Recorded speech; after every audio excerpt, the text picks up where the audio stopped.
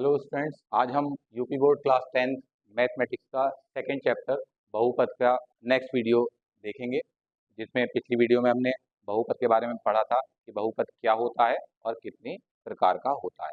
जिसमें हमने बहुपद के प्रकार दो तरह से पढ़े थे, एक बहुपद की संख्या के आधार पर और दूसरा बहुपद की घातों के आधार पर। ठीक है, तो आज हम यहाँ बात कर रहे हैं, सबसे पहले बात कर रहे हैं बहुपद के मानक रूप, यानी बहुपद को हम किस तरह से किस रूप में सही तरह से लिखते हैं, वो कहलाता है बहुपद का मानक। तो हम यहाँ आज देखेंगे बहुपद का मानक रूप। तो बहुपद चाहे वो रैखिक बहुपद हो, यानी चर की जिसमें सबसे बड़ी घात एक होती है, चाहे द्विघात बहुपद हो, चाहे त्रिघात बहुपद हो, उसको सही क्रम में लिखना बहुपद का मानक रूप कहलाता है।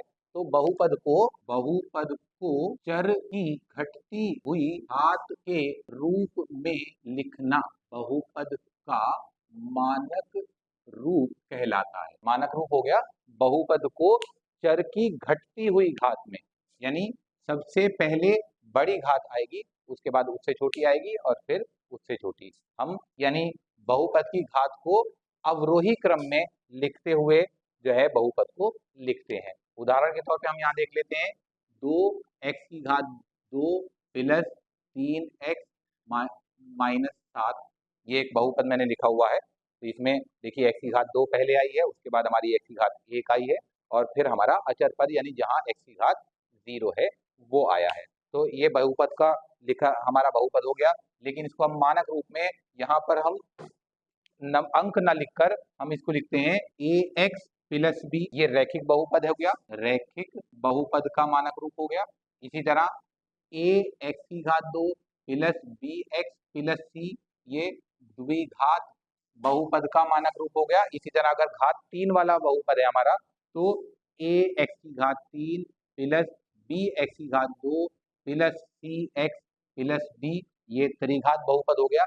इसी तरह से बहुपद को हम मानक रूप में लिखते हैं, यानी हम चर की जो भी घात सबसे बड़ी है उसको सबसे पहले लिखेंगे, उसके बाद उससे छोटी घात, फिर उससे छोटी घात, ये मानक रूप कहलाता है बहुपद का। ठीक है, तो हमने यहाँ देख लिया कि बहुपद का मानक रूप हम कैसे लिखते हैं, रैखिक बहुपद, द्विघात बहुपद और त्रिघात बहुपद। मैंने 3 आपको उदाहरण यहाँ दे दिए। त्रिघात बहुपद का रैखिक रूप, ये हमारा मानक रूप हमारा ये आ गया। ठीक है, तो ये तो हो गया हमारा बहुपद का मानक रूप।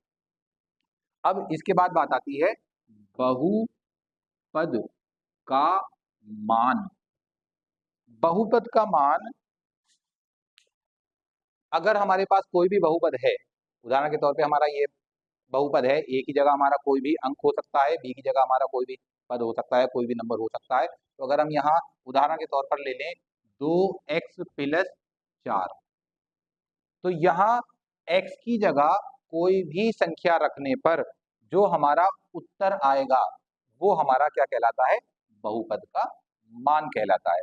यहाँ हम क्या लिखें, क्या बताएंगे कि बहुपद में चर के स्थान पर कोई भी संख्या रखने पर जो उत्तर प्राप्त होता है वह बहुपद का मान कहलाता है। अब ये जो मान है ये हमारा बहुपद का मान प्लस में भी हो सकता है, माइनस में भी हो सकता है और 0 भी हो सकता है। ठीक है, यह मान धनात्मक यानी प्लस में, ऋणात्मक यानी माइनस में तथा शून्य हो सकता है। ये बहुपद का मान हो गया। उदाहरण के तौर पे हम x की जगह रख रहे हैं 2, तो देखिए यहाँ देखिए इधर को 2x प्लस 4 हमारा ये बहुपद है, x की जगह हम 2 रख रहे हैं, तो 2